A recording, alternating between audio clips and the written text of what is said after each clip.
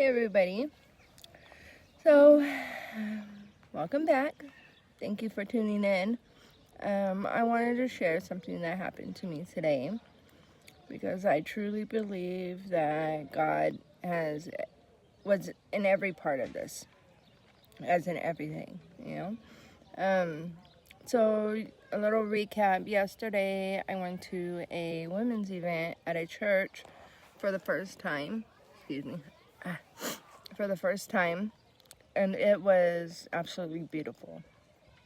The girl who spoke, she was only 16 years old, and she had a beautiful, beautiful message.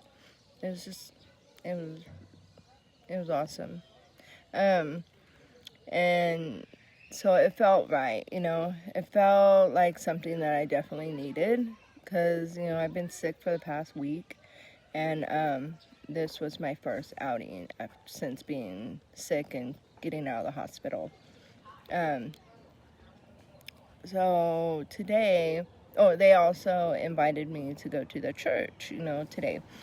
And so I told them that I would, and so I was determined to show up. I was hoping to show up on time, because I'm late to everything. And so I went ahead and got my family, and we all went. But here's the thing, we ended up at the wrong church.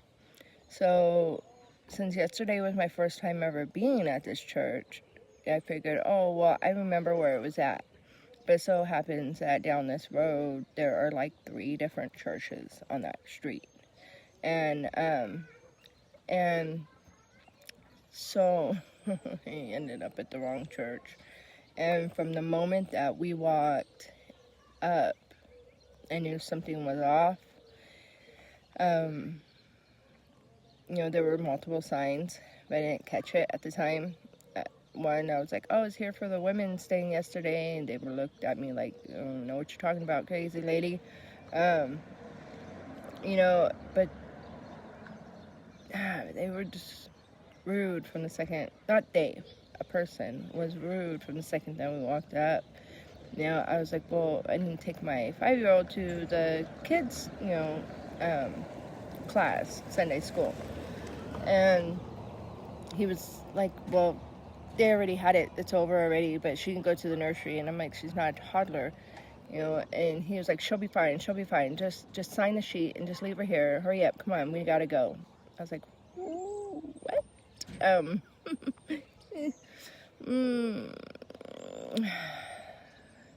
My mama taught me, if you don't have something nice to say, don't say anything at all. But when it comes to my baby, that's hard. So, anyways, I signed the paper and I left my daughter in the nursery. The ladies there were sweet, it wasn't that. Like I said, it wasn't the church, or it wasn't necessarily the people, but just that whole, so let me recap. I'm getting a little ahead of myself here. The atmosphere and the way they treated me, it just didn't feel right. And, I come from a completely different background than the people that were there.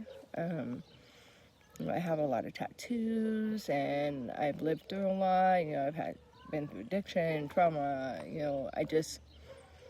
I carry myself differently, I guess you would say.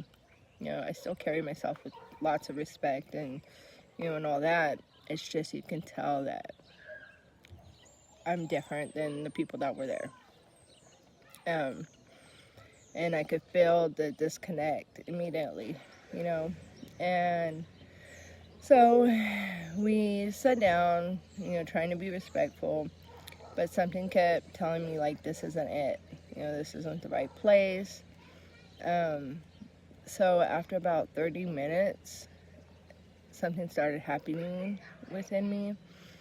I suffer with PTSD because of my life. But I haven't had an episode in a really long time. And all of a sudden, I started going into full-blown PTSD. I couldn't breathe. I started it was just a mess. Like, I don't really remember exactly what happened, but I know that my 18-year-old, she saw what was going on, and she looked at me. She's like, "You okay?" And I said, "No, we got to get out of here. This isn't it. I can't do this." Just thinking about it makes me get all, and thank God, because normally, like, because she's very respectful and very, like, she doesn't want people to, like, think anything about us or anything. Thank God she saw that, and she was like, "Okay, let's go." And right at that moment, everybody stood up to start singing and stuff. Thank goodness it all happened perfectly, because that was like our little moment to be able to escape. And so we got up and left. And we went to go get my daughter, and when we went to go get my daughter, I just broke down, and I was crying, and I was hyperventilating, and I was just full-blown episode that I haven't had in so long. I forgot what it even felt like, because it's been that long. And my husband does what he always does, and he held me, and, telling me it's okay, we're out of there. And I told him, all these flashbacks came back from, like, my childhood and being in the church that I grew up in when I was a little, for that small period of time, which felt like a lifetime.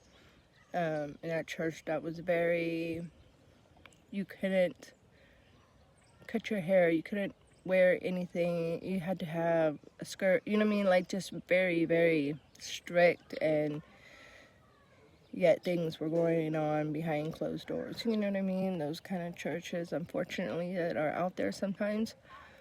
And it just reminded me of that, and I think that's what also threw me into PTSD, and the fact that I wanted to go to that other church so badly, but I still felt this strong pull, like, well, it's not completely over yet, like, go to the church. So we got back in the car, and we realized that the church was, like, literally maybe, like, 40 feet away. So we got in the car and drove a couple more seconds, and boom, there it was.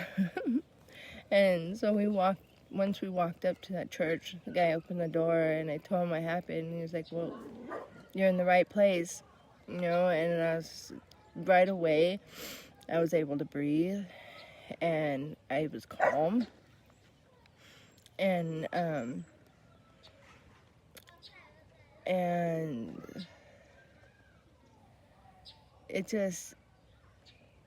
was like, you know what I mean? It felt like home. Even when my husband was sitting there, we were sitting there, and he's like, "I like this. This feels comfortable. It feels like this is where we're supposed to be." And, I realized something in that moment. The steps of a good man are ordered by the Lord.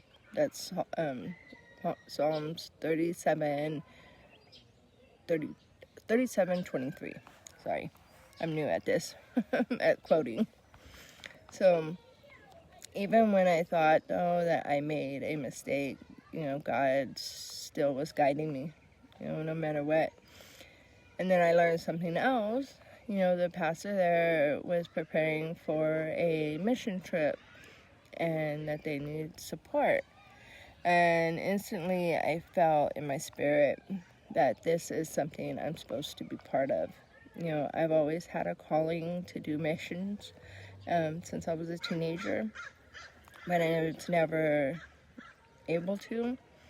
And something that this young girl preached about yesterday at that women's meeting, about, planting the seed, but you got to do it in the right season, and how if we don't plant it in the right season, it won't flourish and become a beautiful flower, or a pumpkin, whatever it is that you're trying to plant. And that, that resonated with me, especially with the things that I'm trying to do, my YouTube channel, my coaching, my walk with God and trying to spread his love and his kindness and his, his word. I'm still learning. And so going on mission trips and, doing all that, it's not my time yet. Because I don't want to say but, because everything you say before but doesn't mean anything when you say but. That's my little motto. But yet, I can help somebody that I believe in, even though I just met them, but I believe in their vision and their purpose and what they're doing to be able to go. So that was stirred in me, and